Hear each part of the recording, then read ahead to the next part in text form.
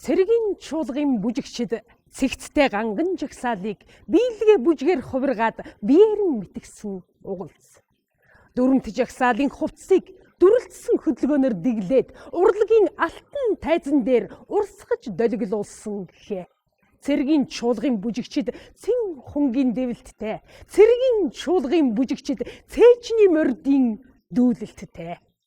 Бүжиг химээх агуу ертөнцийн нэгэн зайд бүтэн оршдог авьяас төгөлдөр хамт олон эрхэм та бүхэндээ байлдааны гавьяаны улаан тугийн болон байлдааны гавьяаны одонд цэргийн дуучгийн эрдмийн чуулгын хаан нэрийн өмнөөс дэлхийн бүжгийн өдрийн баярын мэндийг өргөн дэвшүүлье.